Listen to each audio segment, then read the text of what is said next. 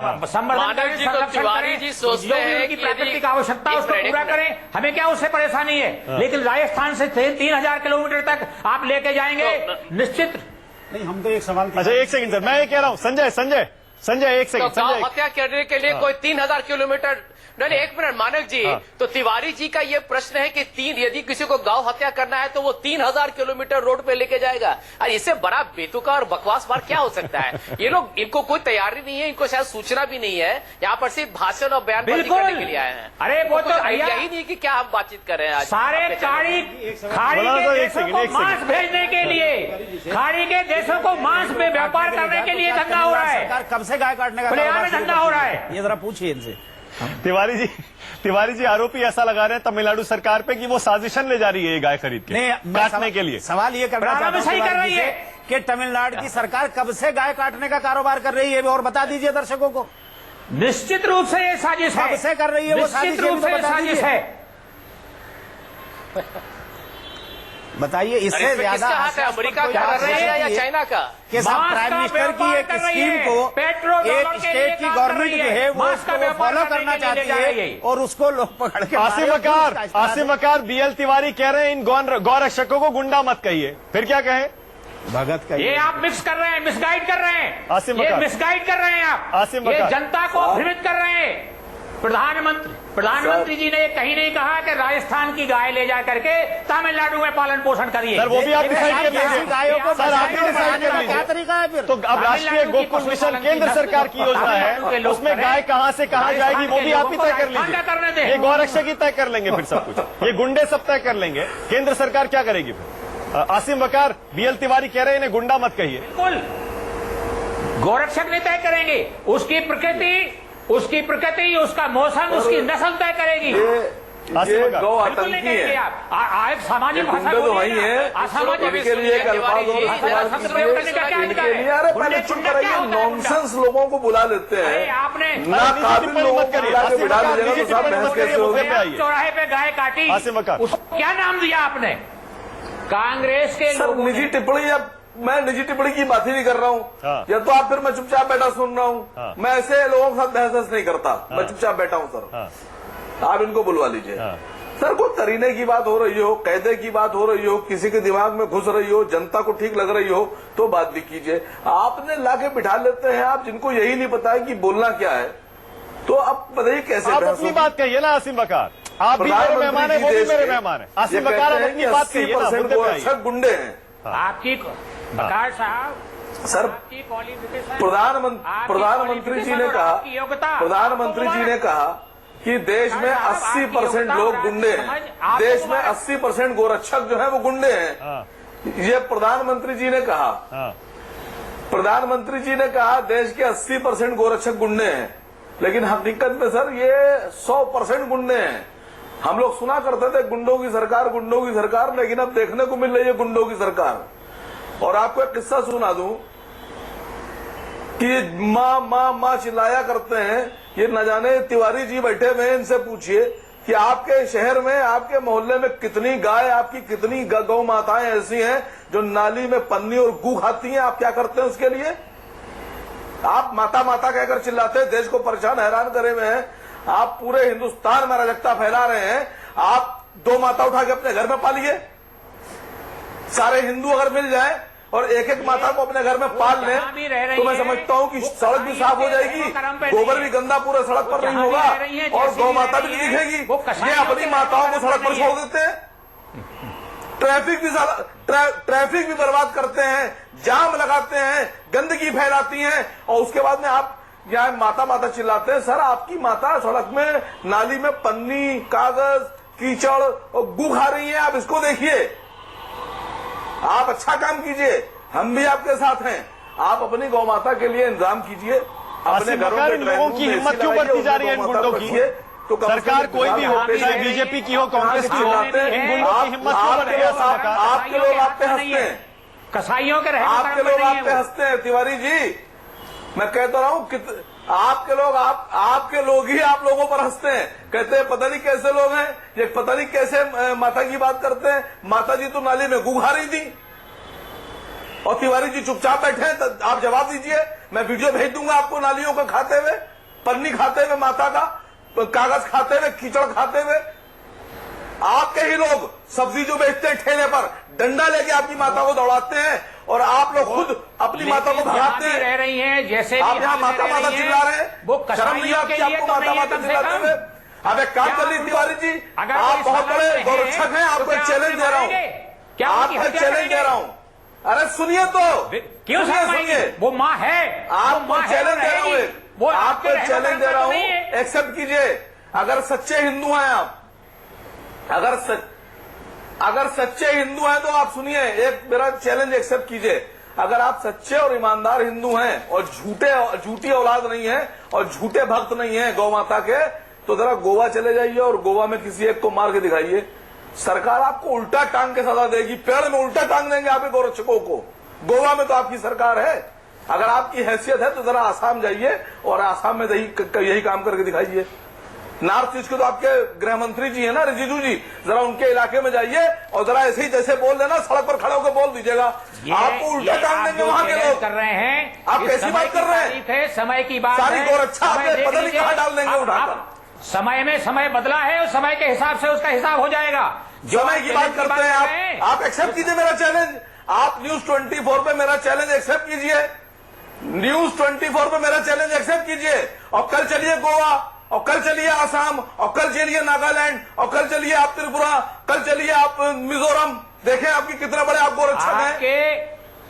आपकी चैलेंज भी स्वीकार है, आपकी चैलेंज भी स्वीकार है और समय आने दीजिए, समय आने दीजिए, आपको भी बता देंगे। आपकी माताएं सड़कों पर कीचड़ खा रही है, सर मानिए, देख लेंगे। आपकी माताएं नालियों में पन्नी कागज गू खा रही है। अब एक सवाल आसिम बकार मेरा भी सुनिए। आसिम बकार एक छोटा सा सवाल मेरा भी सुनिए। आसिम बकार, मैं ये पूछ रहा हूं आपसे, क्या वजह है कि पूरे देश में, आसिम बकार एक सेकंड सवाल भी सुनिए। आसिम बकार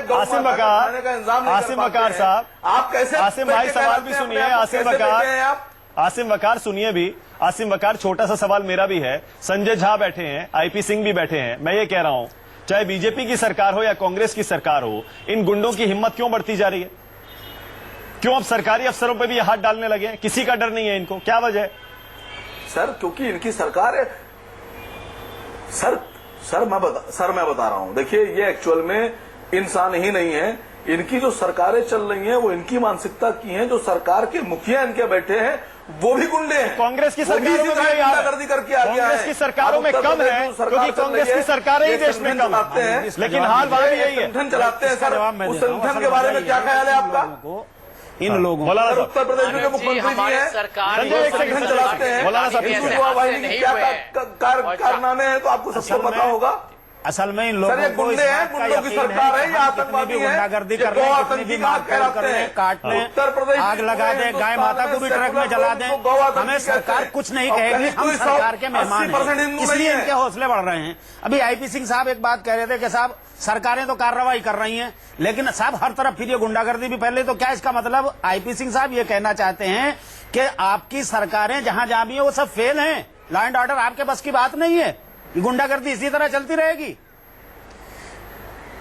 फिर आपके साथ में बैठे हुए तिवारी जी कह रहे हैं कि साहब वो तमिलनाडु की सरकार जो है काटने के लिए देसी गायों को यहां से ले जा रही थी, उन्हें वहां काटने के लिए गाय भी नहीं मिल रही थी, ना तमिलनाडु में मिल रही थी, ना आसपास के राज्यों में मिल रही थी। बताइए, वहां यहां से राजस्थान से देसी गाय ले जाना था उनको काट रहे। भाई कम से कम यार अकल की बातें तो कर लीजिए मेरे बड़े भाई। आप अगर कोई बात वैसे ढंग से नहीं कर सकते, आप जो ईमानदारी नहीं कर सकते, आप सच नहीं बोल सकते, तो कम से कम अकल के मुताबिक बात कर लीजिए। बातें करेंगे आप तो अकल से भी बहुत दूर की बात करते हैं, लोग हंसते हैं आपके तर्कों पर। आप यकीन जानिएगा, आप देश को भी बदनाम कर रहे हैं दुनिया के सामने और आप हिंदू धर्म को भी बदनाम कर रहे हैं दुनिया के सामने। आप हिंदुओं का सर झुका रहे हैं पूरी दुनिया की कम्युनिटी के सामने। आप केवल जुमलेबाजी कर रहे हो। नहीं, जुमलेबाजी तो आपका कारोबार है सर, मेरा कारोबार नहीं है जुमलेबाजी, ये तो आपका काम है। लेकिन मैं आपको सच्चाई बता रहा हूँ कि आप हिंदुओं का भी सर झुका रहे हैं दुनिया के सामने, शर्मिंदा कर रहे हैं। आप हिंदू धर्म को भी बदनाम कर रहे हैं और आप देश के प्रधानमंत्री के उस वक्तव्य को भी बदनाम करने का काम कर रहे हैं। आप तो अपने ही प्रधानमंत्री की बात नहीं मानने को तैयार हैं, उनके खिलाफ जो है आप अपने लोगों को आपकी उकसाते हैं। प्रशंसा की आवश्यकता आप नहीं है। उनको उकसा रहे हिंदू हैं। धर्म क्या आप आपके और गुंडागर्दी रहमत करें? हम बनाइए। बचाने के लिए बैठे हुए हैं। हिंदू ये धर्म देश आपके चलाने का रहमत तरीका बनाइए। नहीं है। देश चलाने का हिंदू तरीका तो धर्म हो सकता आपके है, रहमत देश चलाने बनाइए। का तरीका मेरे भैया ये नहीं है। आप सोचिए, अरे समझिए। गुंडागर्दी की बात कर रहे हैं। आप देश के लिए नहीं सोच आप सकते, कम से गुंडागर्दी कम की हिंदू बात कर धर्म रहे के हो। लिए सोच लीजिए, हम तो गाय हिंदी की कम्युनिटी रक्षा के लिए के सोच लिए, लीजिए। गाय आप की किसी और का सुरक्षा भला के नहीं लिए चाहते तो कम से जान कम अपने दे बच्चों का देंगे, सोच वो जान दे लीजिए। देंगे। ये देश रहेगा तो गाय आपके की बच्चे, रक्षा के आपकी लिए। कौम सब हिंदू धर्म की बचेगा, परिभाषा सब आप अच्छे क्या रहेंगे। और आप अगर क्या देश परिभाषा बर्बाद हो बनाओगे जाएगा, हिंदुओं सब कुछ खराब हो जाएगा। क्या बनाओगे हिंदुओं की? मेरे भाई, हिंदू मेरे भाई है, इसलिए मुझे चिंता है। आपकी तरह मैं नहीं हूँ। क्या आप इस देश के मुसलमानों की चिंता नहीं करते, उनको दुश्मन मान के चलते आपके हैं? रहमो मैं तो करम हिंदुओं को नहीं है, अपना हिंदू। भाई मानता हूँ, रहमो करम की बात नहीं कर रहा हूँ। मेरे भाई हैं हिंदू इस देश के। अगर उनको कोई जरा सी तकलीफ होती है, मेरे दिल को तकलीफ होगी, और मैं सबसे पहला आदमी हूँ अपने पड़ोस में। अगर किसी हिंदू को कोई परेशानी होती है, उसको बचाने के लिए मैं पहला आदमी हूँ। मैं आपकी तरह नहीं हूँ कि मुसलमानों को देखो शक्ल से मुसलमान मारने लगो और मरवाने लगो। ये देश को चलाने का तरीका नहीं है, ये इस देश की संस्कृति नहीं है। ना हिंदू की है, ना मुसलमान की है, ना इस देश में बसने वाले किसी और धर्म के लोगों की है। इस देश की मिट्टी और इसकी पानी में, इसके हवा में मोहब्बत है, इंसानियत जब भी है, कुछ हुआ यहाँ है, रवादारी है, एक दूसरे की आप सद्भाव दूसरी और तरफ प्रेम ले जा रहे है। हैं बात आप को। इसको मानिए। बोला आप ये है, दुश्मनी और ये आप नफरत दूसरी और ये तरफ ले आग जा रहे हैं और ये बात को। जलाने का और ये काटने का और मारने का कारोबार बंद कर दीजिए। प्लीज इस देश को बचाइए। 18% हिंदुओं की गोद में बैठकर बढ़े। आप कर रहे हो, आपने शुरुआत की है। किसने शुरुआत की है? ये देश देख रहा है, ये दुनिया देख रही है मेरे भाई। की है। ये दुनिया देख रही है, किसने शुरुआत की और कौन अंत कर रहा है? वापस लो, शुरुआत आपने की है। ये हिंदू और ये मुसलमान की दुनिया बात क्या देख कर रही है, हो? आपके कहने से क्या कुछ बात नहीं कर रहे होता। हैं? शुरुआत भी आप ही ने की है, अंत भी आप ही करेंगे। एक सेकंड रुक जाइए, एक सेकंड रुक जाइए। आईपी सिंह, मुझे एक बात बताइए। आईपी सिंह जी, दुनिया को अपनी आंखों से देखने एक सेकंड, दो। बीएल तिवारी जी, दुनिया को अपनी आंखों से देखने। तिवारी जी, एक सेकंड। आईपी सिंह, मुझे एक बात बताइए। आईपी सिंह, आरएसएस का मुखपत्र है पांचजन्य। आईपी सिंह, उसमें तरुण विजय ने खुद लिखा है, हिंदू धर्म को सिर्फ किचन का धर्म, रसोई घर का धर्म मत बनाइए। वो खुद कह रहे हैं, लोगों की, गरीब लोगों की जिंदगी सुधारने की कोशिश होनी चाहिए। गौरक्षकों की गुंडागर्दी से, कथित गौरक्षकों की गुंडागर्दी से, यानी आरएसएस भी परेशान है।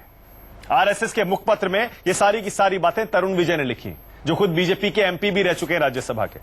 आईपी सिंह, इसका मतलब मुद्दा गंभीर है और फिर भी आप समझने को तैयार नहीं है।